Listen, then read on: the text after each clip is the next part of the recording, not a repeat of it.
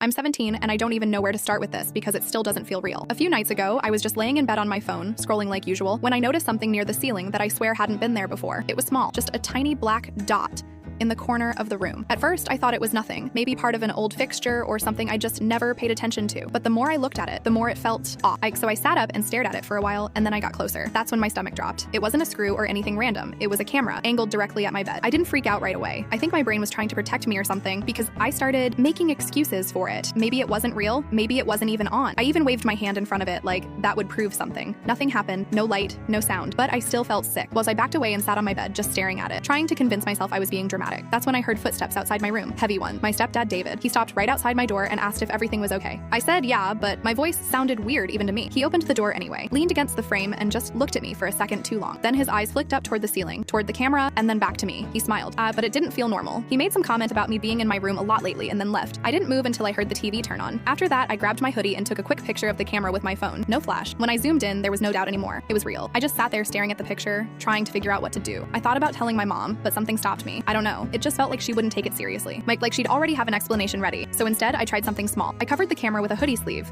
just enough to block it, and then I sat there waiting. 10 minutes passed, nothing. 20 minutes, still nothing. I actually started to calm down a little, thinking maybe it wasn't even connected to anything. Then there was a knock, a sharp one. Before I could even respond, the door opened and David walked in again. His eyes went straight to the hoodie, then to me. He asked why it was hanging like that, and I just shrugged and said it fell. He didn't believe me. He walked in, pulled the hoodie down, and exposed the camera again. For a second, his face changed, like he was annoyed. But then he smiled like everything was normal. That's when he said it. He told me it was a security camera, said he meant to tell me. I asked him why there was a camera in my room, and he said it was for my safety. When I asked from what, he said the neighbor across the street, and he claimed the guy had been watching me. The thing is, I know that neighbor. His name is Mr. Collins. He's quiet, older, mostly keeps to himself. I've seen him working in his yard or fixing things. He's never said or done anything weird to me. If anything, he's just normal. So hearing David say that didn't make sense. Not at all. When I asked if my mom knew about the camera, he said yes, but it felt rushed, like he didn't want me thinking too hard about it. Then he told me not to cover the camera again. Not ask, told. That part stuck with me the most. I barely slept that night. Every time I closed my eyes, I kept thinking about that camera being there, pointed right at me like someone could be watching at any moment. Around 3 a.m., I ended up hiding under my blanket like a little kid because I just couldn't relax. The next morning, I went straight to my mom. I asked her why there was a camera in my room,